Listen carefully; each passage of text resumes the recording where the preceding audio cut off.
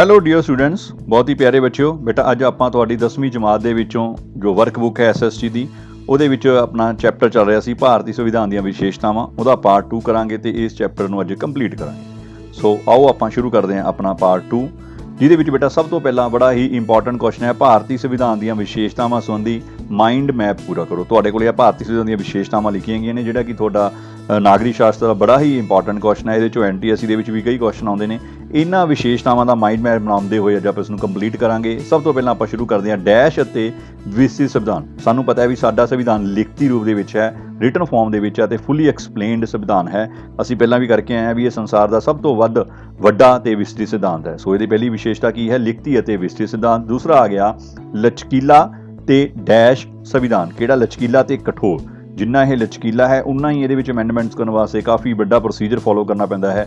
ਸੋ ਦੂਸਰੀ ਵਿਸ਼ੇਸ਼ਤਾ ਆ ਗਈ ਲਚਕੀਲਾ ਅਤੇ ਕਠੋਰ ਸੰਵਿਧਾਨ। ਤੀਸਰਾ ਆ ਗਿਆ ਡੈਸ਼ ਸਰਕਾਰ। ਕਿਸ ਤਰ੍ਹਾਂ ਦੀ ਸਰਕਾਰ ਦੀ ਵਿਵਸਥਾ ਕੀਤੀ ਗਈ ਹੈ ਬੇਟੇ? ਸਾਡੇ ਇਹਦੇ ਸੰਵਿਧਾਨ ਦੇ ਵਿੱਚ ਸੰਘਾਤਮਕ ਸਰਕਾਰ ਦੀ ਵਿਵਸਥਾ ਕੀਤੀ ਗਈ ਹੈ। ਫੋਰਥ ਇੰਪੋਰਟੈਂਟ ਫੀਚਰ ਆ ਗਈ ਸੁਤੰਤਰ ਅਤੇ ਨਿਰਪੱਖ ਨਿਆਂਪਾਲਿਕਾ। ਡੈਮੋਕ੍ਰੇਸੀ ਦਾ ਲੋਕਤੰਤਰ ਦਾ ਆਧਾਰ ਮੰਨੇ ਜਾਣ ਵਾਲੀਆਂ ਨਿਆਂਪਾਲਿਕਾਵਾਂ ਨੂੰ ਬੇਟਾ ਕਿਸੇ ਵੀ ਤਰ੍ਹਾਂ ਦੀ ਇੰਟਰਫੇਰੈਂਸ ਤੋਂ ਜਾਂ ਕਿਸੇ ਵੀ ਤਰ੍ਹਾਂ ਦੇ ਪੋਲੀਟੀਕਲ ਇੰਟਰਫੇਰੈਂਸ ਤੋਂ ਦੂਰ ਰੱਖਿਆ ਗਿਆ ਹੈ। ਇਹ ਨਿਰਪੱਖ ਹੋ ਕੇ ਲੋਕਾਂ ਦੇ ਅਕੋਰਡਿੰਗਲੀ ਸਹੀ ਫੈਸਲਾ ਕਰਦੀਆਂ ਨੇ। ਮੰਨ ਲਓ ਜਿਵੇਂ ਆਪਾਂ ਵੀ ਕਹਿੰਦੇ ਹਾਂ ਵੀ ਜਦੋਂ ਸਾਰੇ ਕਿਸੇ ਆਮ ਵਿਅਕਤੀ ਨੂੰ ਇੱਕ ਪ੍ਰੋਬਲਮ ਹੁੰਦੀ ਹੈ, ਸਰਕਾਰ ਕੋਈ ਧੱਕਾ ਕਰਦੀ ਹੈ, ਕਿਸੇ ਵੀ ਪ੍ਰਕਾਰ ਦੇ ਉਹਨਾਂ ਦੇ ਅਧਿਕਾਰਾਂ ਦਾ ਹਨਨ ਹੁੰਦਾ ਤਾਂ ਅਗਲਾ ਸਿੱਧਾ ਹੀ ਨਿਆਂਪਾਲਿਕਾ ਜਾਂਦਾ। ਸਾਡਾ ਵਿਸ਼ਵਾਸ ਨਿਆਂਪਾਲਿਕਾ 'ਤੇ ਇੰਨਾ ਬਣਿਆ ਹੈ। ਸੋ ਇਹ ਵਿਸ਼ਵਾਸ ਕਿਵੇਂ ਬਣਿਆ ਹੈ? ਸੁਤੰਤਰ ਅਤੇ ਨਿਰਪੱਖ ਨਿਆਂਪਾਲਿਕਾ ਹੋਣ ਦੇ ਕਾਰਨ ਇਹ ਸਾਡਾ ਵਿਸ਼ਵਾਸ ਬਣਿਆ ਹੋਇਆ। ਫਿਫਥ ਹੈ ਸੰਸਦੀ ਸਰਕਾਰ। ਸੰਸਦੀ ਪਾਰਲੀਮੈਂਟਰੀ ਸਿਸਟਮ ਜਿਹੜਾ ਅਡੋਪਟ ਕੀਤਾ ਗਿਆ ਹੈ ਸਾਡੇ ਦੇਸ਼ ਦੇ ਵਿੱਚ, ਇਹ ਵੀ ਇੱਕ ਇੰਪੋਰਟੈਂਟ ਫੀਚਰ ਹੈ ਭਾਰਤੀ ਸੰਵਿਧਾਨ ਦੀ, ਜਿਹੜਾ ਕਿ ਅਸੀਂ ਬ੍ਰਿਟੇਨ ਤੋਂ, ਇੰਗਲੈਂਡ ਤੋਂ ਪ੍ਰੇਰਿਤ ਹੋ ਕੇ ਸਾਡੇ ਦੇਸ਼ ਦੇ ਵਿੱਚ ਲਾਗੂ ਕੀਤਾ ਗਿਆ ਸੀ। ਛੇਵਾਂ ਹੈ ਬਾਲਗ ਮਤ ਅਧਿਕਾਰ ਅਤੇ ਪ੍ਰਭੂ ਸੱਤਾ ਜਨਤਾ ਦੇ ਪਾਸ। ਬਾਲਗ ਮਤ ਅਧਿਕਾਰ ਇੰਪੋਰਟੈਂਟ ਪੁਆਇੰਟ ਹੈ ਬੇਟਾ। ਬਾਲਗ ਮਤ ਕੀ ਹੁੰਦਾ ਹੈ? 18 ਸਾਲ ਜਾਂ 18 ਸਾਲ ਦੇ ਵੱਧ ਵਿਅਕਤੀ ਨੂੰ ਵੋਟ ਪਾਉਣ ਦਾ ਅਧਿਕਾਰ ਦਿੱਤਾ ਗਿਆ ਹੈ, ਬਿਨਾਂ ਕਿਸੇ ਭੇਦਭਾਵ ਤੋਂ। ਚਾਹੇ ਉਹ ਇਸਤਰੀ ਹੈ, ਪੁਰਸ਼ ਹੈ, ਅਮੀਰ ਹੈ, ਗਰੀਬ ਹੈ, ਕਿਸੇ ਵੀ ਜਾਤੀ ਨਾਲ, ਕਿਸੇ ਵੀ ਧਰਮ ਨਾਲ ਸੰਬੰਧਿਤ ਹੈ। ਜਦੋਂ ਉਹਦੀ ਉਮਰ 18 ਸਾਲ ਹੋ ਗਈ ਤਾਂ ਉਸਦੀ ਵੋਟ ਬਣ ਜਾਂਦੀ ਹੈ ਤਾਂ ਉਹ ਭਾਰਤੀ ਇਲੈਕਸ਼ਨਸ ਦੇ ਵਿੱਚ ਆਪਣੇ ਆਪ ਨੂੰ ਵੋਟਰ ਦੇ ਤੌਰ ਦੇ ਉੱਤੇ ਵੋਟ ਪਾਉਂਦਾ ਹੈ। ਸੋ ਇਹ ਇੱਕ ਡੈਮੋਕ੍ਰੇਸੀ ਦਾ ਵੱਡਾ ਪਿੱਲਰ ਹੈ। ਵੋਟਾਂ, ਚੋਣਾਂ, ਇਲੈਕਸ਼ਨਸ ਉਹ ਬਾਲਗ ਮਤ ਅਧਿਕਾਰ ਨਾਲ ਸੰਬੰਧਿਤ ਹੈ। 7ਵਾਂ ਪੁਆਇੰਟ ਆ ਗਿਆ ਮੌਲਿਕ ਅਧਿਕਾਰ ਅਤੇ ਰਾਜ ਦੀ ਨੀਤੀ ਦੇ ਨਿਰਦੇਸ਼ਕ ਸਿਧਾਂਤ। ਫੰਡਾਮੈਂਟਲ ਰਾਈਟਸ ਇਹ ਸਾਡੇ ਭਾਰਤੀ ਨਾਗਰਿਕਾਂ ਨੂੰ ਸੰਵਿਧਾਨ ਦੁਆਰਾ ਦਿੱਤੇ ਗਏ ਨੇ। 6 ਫੰਡਾਮੈਂਟਲ ਰਾਈਟਸ ਦਿੱਤੇ ਗਏ ਨੇ ਜਿਹਦੇ ਨਾਲ ਉਹ ਆਪਣੀ ਸੁਤੰਤਰਤਾ, ਆਪਣੀ ਸਮਾਨਤਾ ਸਮਾਜ ਦੇ ਵਿੱਚ ਬਣਾ ਕੇ ਰੱਖ ਸਕਦੇ ਹਨ।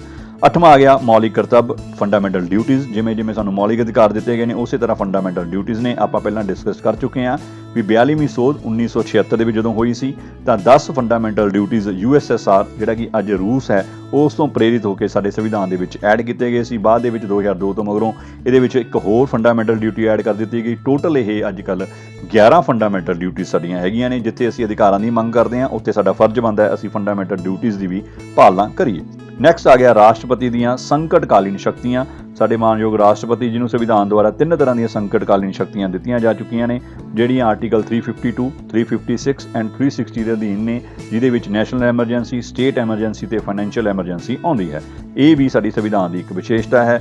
10 ਨੰਬਰ ਤੇ ਆ ਗਿਆ ਸੰਵਿਧਾਨ ਦੀਆਂ ਵਿਚਿੱਤਰ ਵਿਸ਼ੇਸ਼ਤਾਵਾਂ। ਇਸ ਤਰ੍ਹਾਂ ਇਹ ਸੰਵਿਧਾਨ ਦੇ ਨੂੰ ਸਾਡੇ ਪ੍ਰਮੁੱਖ ਵਿਸ਼ੇਸ਼ਤਾਵਾਂ ਨੂੰ ਅਸੀਂ ਮਾਈਂਡ ਮੈਪ ਦੇ ਰਾਹੀਂ ਬੇਟਾ ਐਕਸਪਲੇਨ ਕੀਤਾ ਹੈ। ਇਸ ਨੂੰ ਆਪਣੀਆਂ ਕਾਪੀਆਂ ਤੇ ਬਣਾਓ, ਇਹਨੂੰ ਪ੍ਰੈਕਟਿਸ ਕਰੋ ਤੇ ਤੁਹਾਨੂੰ ਇਹ ਯਾਦ ਕਰਨ ਦੀ ਲੋੜ ਨਹੀਂ ਪੈਣੀ। ਆਪਣੇ ਆਪ ਹੀ ਤੁਹਾਡੇ ਦਿਮਾਗ ਦੇ ਵਿੱਚ ਭਾਰਤੀ ਸੰਵਿਧਾਨ ਦੀਆਂ ਵੀ ਵਿਸ਼ੇਸ਼ਤਾਵਾਂ ਪੱਕੇ ਤੌਰ ਤੇ ਛਪ ਜਾਣਗੀਆਂ ਤੇ ਤੁਹਾਨੂੰ ਉਹ ਸਮਝ ਆ ਜਾਣਗੀਆਂ। ਅੱਗੇ ਚੱਲਦੇ ਹਾਂ, ਆਪਾਂ ਦੇਖਦੇ ਹਾਂ ਅੱਗੇ ਸਾਡੇ ਕੋਲੇ ਕੁਝ ਐਕਟੀਵਿਟੀਜ਼ ਆ ਗਈਆਂ। ਭਾਰਤੀ ਸੰਵਿਧਾਨ ਅਨੁਸਾਰ ਸਮੂਹ ਭਾਰਤੀ ਨਾਗਰਿਕਾਂ ਦੇ ਕੁਝ ਨੈਤਿਕ ਕਰਤੱਵ ਆਪਾਂ ਗੱਲ ਕਰ ਚੁੱਕੇ ਹਾਂ। 11 ਨੈਤਿਕ ਡਿਊਟੀਜ਼ ਫੰਡਾਮੈਂਟਲ ਡਿਊਟੀਜ਼ ਨੇ।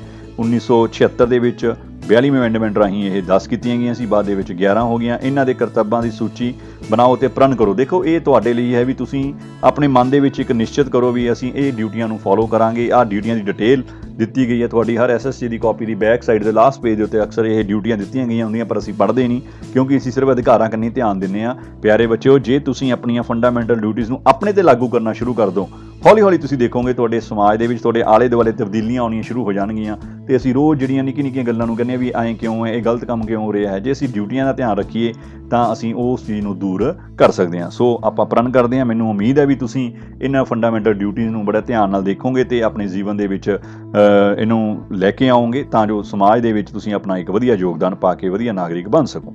ਸੋ ਅਗਲਾ ਹੈ ਤੁਹਾਨੂੰ ਭਾਰਤੀ ਸੰਵਿਧਾਨ ਦੁਆਰਾ ਜੋ ਅਧਿਕਾਰ ਪ੍ਰਾਪਤ ਹਨ ਉਹਨਾਂ ਦੀ ਇੱਕ ਸੂਚੀ ਹੇਠ ਦਿੱਤੇ ਮਾਈਂਡ ਮੈਪ ਵਿੱਚ ਬਣਾਓ। ਆਪਣੇ ਕੋਲ ਮਾਈਂਡ ਮੈਪ ਦਿੱਤਾ ਹੈਗਾ, ਉਹਨੂੰ ਆਪਾਂ ਕੰਪਲੀਟ ਕਰਾਂਗੇ। ਇਹ ਤੁਹਾਡੇ ਸਾਹਮਣੇ ਫੰਡਾਮੈਂਟਲ ਰਾਈਟਸ ਆ ਗਏ, 6 ਫੰਡਾਮੈਂਟਲ ਰਾਈਟਸ ਸਾਨੂੰ ਸੰਵਿਧਾਨ ਦੁਆਰਾ ਮਿਲੇ ਨੇ। ਇਸ ਨੂੰ ਆਪਾਂ ਮਾਈਂਡ ਮੈਪ ਦੇ ਰਾਹੀਂ ਪੂਰਾ ਕਰਦੇ ਹਾਂ। ਸਾਡੇ ਕੋਲ ਮਾਈਂਡ ਮੈਪ ਆ ਗਿਆ, ਭਾਰਤੀ ਨਾਗਰਿਕਾਂ ਦੇ ਮੌਲਿਕ ਅਧਿਕਾਰ। 6 ਤਰ੍ਹਾਂ ਦੇ ਸਾਨੂੰ ਮੌਲਿਕ ਅਧਿਕਾਰ ਨੇ, ਇਸ ਨੂੰ ਕੰਪਲੀਟ ਕਰਾਂਗੇ ਤੇ ਡਿਸਕਸ ਕਰਾਂਗੇ। ਪਹਿਲਾ ਮੌਲਿਕ ਅਧਿਕਾਰ ਹੈ ਸਾਡੇ ਕੋਲ ਬੇਟਾ ਜੀ, ਸਭ ਤੋਂ ਪਹਿਲਾਂ ਆ ਗਿਆ ਸਮਾਨਤਾ ਦਾ ਅਧਿਕਾਰ, ਰਾਈਟ ਟੂ ਇਕੁਐਲਿਟੀ। ਸਮਾਨਤਾ ਕਿਸ ਤਰ੍ਹਾਂ ਦੀ ਇਕੁਐਲਿਟੀ? ਅਫਸਰ ਦੀ, ਅਪਰਚੂਨਿਟੀ ਦੀ, ਸਾਰਿਆਂ ਨੂੰ ਇੱਕ ਬਰਾਬਰ ਦਾ ਮੌਕੇ ਮਿਲਣ ਦੀ ਸਮਾਨਤਾ ਹੈ। ਛੂਟ ਛਾਟ ਦੀ ਮਨਾਹੀ, ਕਨਸਟੀਟਿਊਸ਼ਨ ਨੇ ਦੇਖੋ ਇਹਨੂੰ ਤਾਂ ਬਿਲਕੁਲ ਹੀ ਬੰਦ ਕਰਤਾ ਵੀ ਕਿਸੇ ਨਾਲ ਛੂਟ ਛਾਟ ਦੇ ਆਧਾਰ ਦੇ ਉੱਤੇ ਭੇਦਭਾਵ ਨਹੀਂ ਕੀਤਾ ਜਾਵੇਗਾ। ਉਪਾਧੀਆਂ ਜਾਂ ਖਿਤਾਬਾਂ ਦੀ ਸਮਾਪਤੀ, ਆਜ਼ਾਦੀ ਤੋਂ ਪਹਿਲਾਂ ਰਾਜੇ ਮਹਾਰਾਜੇ ਆਪਣੇ ਦਰਬਾਰ ਦੇ ਵਿੱਚ ਵੱਖ-ਵੱਖ ਉਪਾਧੀਆਂ ਖਿਤਾਬ ਦਿਆ ਕਰਦੇ ਸੀ, ਉਹਨੂੰ ਕਨਸਟੀਟਿਊਸ਼ਨ ਦੇ ਵਿੱਚ ਬਿਲਕੁਲ ਬੰਦ ਕਰ ਦਿੱਤਾ ਗਿਆ ਹੈ।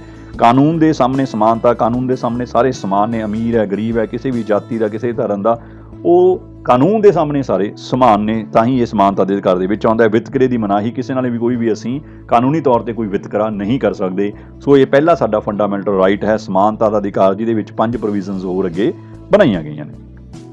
ਸੈਕਿੰਡ ਸਾਡੇ ਕੋਲ ਰਾਈਟ ਆ ਗਿਆ ਬੜਾ ਇੰਪੋਰਟੈਂਟ, ਸੁਤੰਤਰਤਾ ਦਾ ਅਧਿਕਾਰ, ਆਜ਼ਾਦੀ ਦਾ ਅਧਿਕਾਰ, ਜਿਹਦੇ ਵਿੱਚ ਸਾਨੂੰ ਵੱਖ-ਵੱਖ ਤਰ੍ਹਾਂ ਦੀਆਂ 9 ਤਰ੍ਹਾਂ ਦੀਆਂ 6 ਤਰ੍ਹਾਂ ਪ੍ਰਕਾਰ ਦੀਆਂ ਆਜ਼ਾਦੀਆਂ 19ਵੇਂ ਅਨੁਛੇਦ ਦੇ ਵਿੱਚ ਆਰਟੀਕਲ ਦੇ ਵਿੱਚ ਦਰਜ ਕੀਤੀਆਂ ਗਈਆਂ ਨੇ। ਕਿਹੜੀਆਂ-ਕਿਹੜੀਆਂ ਆਜ਼ਾਦੀਆਂ ਨੇ? ਭਾਸ਼ਣ ਦੇਣ ਅਤੇ ਵਿਚਾਰ ਪ੍ਰਗਟਾਉਣ ਦੀ ਆਜ਼ਾਦੀ।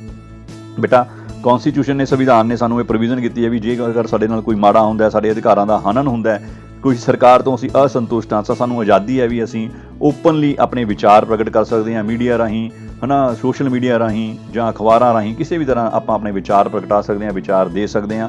ਸੋ ਇਹ ਹੈ ਭਾਸ਼ਣ ਦੇਣ ਅਤੇ ਵਿਚਾਰ ਪ੍ਰਗਟਾਉਣ ਦੀ ਆਜ਼ਾਦੀ। ਸੁਤੰਤਰਤਾ ਦੀ ਆਜ਼ਾਦੀ ਦੇ ਅਧੀਨ ਹੈ ਇਹ।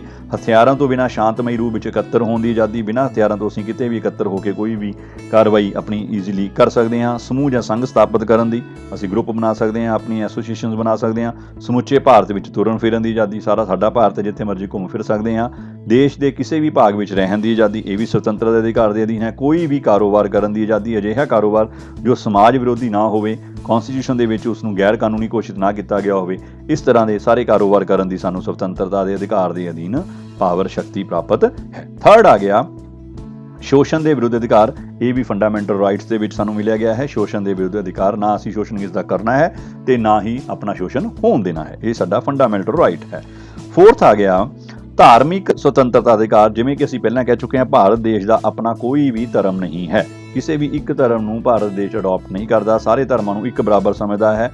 ਉਸੇ ਤਰ੍ਹਾਂ ਭਾਰਤ ਦੇ ਸਾਰੇ ਨਾਗਰਿਕਾਂ ਨੂੰ ਧਾਰਮਿਕ ਸੁਤੰਤਰਤਾ ਦਾ ਅਧਿਕਾਰ ਪ੍ਰਾਪਤ ਹੈ। ਅਸੀਂ ਕਿਸੇ ਵੀ ਧਰਮ ਨੂੰ ਅਡਾਪਟ ਕਰ ਸਕਦੇ ਹਾਂ, ਕਿਸੇ ਵੀ ਧਰਮ ਦਾ ਪ੍ਰਚਾਰ ਕਰ ਸਕਦੇ ਹਾਂ। ਇਹ ਸਾਡੀ ਧਾਰਮਿਕ ਸੁਤੰਤਰਤਾ ਦੀ ਆਜ਼ਾਦੀ ਹੈ, ਜੋ ਸਾਡੇ ਕਾਨੂੰਨ ਨੇ ਸਾਨੂੰ, ਸਾਡੇ ਸੰਵਿਧਾਨ ਨੇ ਸਾਨੂੰ ਦਿੱਤੀ ਹੈ। ਪੰਜਵਾਂ ਹੈ ਵਿਦਿਅਕ ਅਤੇ ਸੱਭਿਆਚਾਰਕ ਅਧਿਕਾਰ। ਇਹ ਵੀ ਫੰਡਾਮੈਂਟਲ ਰਾਈਟਸ ਦੇ ਵਿੱਚ ਸਾਨੂੰ ਸਾਡੇ ਸੰਵਿਧਾਨ ਦੁਆਰਾ ਦਿੱਤਾ ਗਿਆ ਹੈ। 6 ਹੈ ਸਾਡੇ ਕੋਲੇ ਸੰਵਿਧਾਨਿਕ ਉਪਚਾਰਾਂ ਦਾ ਅਧਿਕਾਰ। 6ਵਾਂ ਪੁਆਇੰਟ ਸੰਵਿਧਾਨਿਕ ਉਪਚਾਰਾਂ ਦਾ ਅਧਿਕਾਰ ਵੀ ਫੰਡਾਮੈਂਟਲ ਰਾਈਟਸ ਦੇ ਅਧੀਨ ਆਉਂਦਾ ਹੈ। ਇਸ ਤਰ੍ਹਾਂ ਇਹ ਸਾਡਾ ਚਾਰਟ ਭਾਰਤੀ ਨਾਗਰਿਕਾਂ ਦੇ ਮੌਲਿਕ ਅਧਿਕਾਰ ਇਹ ਕੰਪਲੀਟ ਹੋ ਗਿਆ। ਤੁਸੀਂ ਇਸ ਨੂੰ ਨੋਟ ਕਰ ਸਕਦੇ ਹੋ। ਇਹਦੇ ਵਿੱਚੋਂ ਕੁਝ ਕੁਐਸਚਨ NTSC ਦੇ ਵਿੱਚ ਵੀ ਆ ਜਾਂਦੇ ਨੇ, ਸੋ ਇਸ ਦੀ ਚੰਗੀ ਤਰ੍ਹਾਂ ਆਪਣੇ ਦਿਮਾਗ ਦੇ ਵਿੱਚ ਇਹ ਪਿਕਚਰ ਬਿਠਾਓ, ਇਸ ਨੂੰ ਸਮਝੋ ਕਿਹੜੇ-ਕਿਹੜੇ ਰਾਈਟਸ ਅਸੀਂ ਡੇਲੀ ਲਾਈਫ ਦੇ ਵਿੱਚ ਯੂਜ਼ ਕਰਦੇ ਹਾਂ। ਅਧਿਕਾਰਾਂ ਦੇ ਨਾਲ-ਨਾਲ ਸਾਡਾ ਫਰਜ਼ ਬਣਦਾ ਹੈ ਵੀ ਸਾਡੀਆਂ ਜਿਹੜੀਆਂ ਫੰਡਾਮੈਂਟਲ ਡਿਊਟੀਜ਼ ਨੇ ਉਹਨਾਂ ਨੂੰ ਵੀ ਅਸੀਂ ਆਪਣੀ ਲਾਈਫ ਦੇ ਵਿੱਚ ਅਡਾਪਟ ਕਰੀਏ, ਉਹਨਾਂ ਨੂੰ ਵੀ ਆਪਣੀ ਲਾਈਫ ਦੇ ਵਿੱਚ ਲਾਗੂ ਕਰੀਏ, ਤਾਂ ਜੋ ਅਸੀਂ ਇੱਕ ਵਧੀਆ ਸਮਾਜ ਦੀ ਸਥਾਪਨਾ ਕਰਦੇ ਹੋਏ ਵਧੀਆ ਨਾਗਰਿਕ ਬਣਾਂਗੇ। ਸੋ ਮੈਨੂੰ ਉਮੀਦ ਹੈ ਵੀ ਤੁਸੀਂ ਇਹ ਲੈਕਚਰ ਬੜੇ ਧਿਆਨ ਨਾਲ ਸੁਣਿਆ ਹੋ। ਤੁਹਾਨੂੰ ਇਹ ਲੈਕਚਰ ਕਿਸ ਤਰ੍ਹਾਂ ਦਾ ਲੱਗਿਆ? ਇਸ ਲੈਕਚਰ ਨੂੰ ਸੁਣਨ ਵਾਸਤੇ ਮੈਂ ਪਹਿਲਾਂ ਤੁਹਾਡਾ ਸਾਰਿਆਂ ਦਾ ਬਹੁਤ-ਬਹੁਤ ਧੰਨਵਾਦ ਕਰਦਾ। ਲੈਕਚਰ ਕਿਸ ਤਰ੍ਹਾਂ ਦਾ ਲੱਗਿਆ ਇਹ ਤੁਸੀਂ ਆਪਣੇ ਕਮੈਂਟ ਬਾਕਸ ਦੇ ਵਿੱਚ ਜਾ ਕੇ ਕਮੈਂਟ ਜ਼ਰੂਰ ਕਰੋ। ਇਸ ਨੂੰ ਲਾਈਕ ਕਰੋ, ਸ਼ੇਅਰ ਕਰੋ ਤੇ ਆਪਾਂ ਅਗਲੇ ਲੈਕਚਰ ਦੇ ਵਿੱਚ ਫੇਰ ਮਿਲਾਂਗੇ। ਉਹਨਾਂ ਚਿਰ ਆਪਣੀ ਸਿਹਤ ਦਾ ਧਿਆਨ ਰੱਖੋ, ਆਪਣੀ ਪੜ੍ਹਾਈ ਕਰਦੇ ਰਹੋ। So please take care of ਯੋਰਸੈਲਵਸ। Thank you very much. Thank you.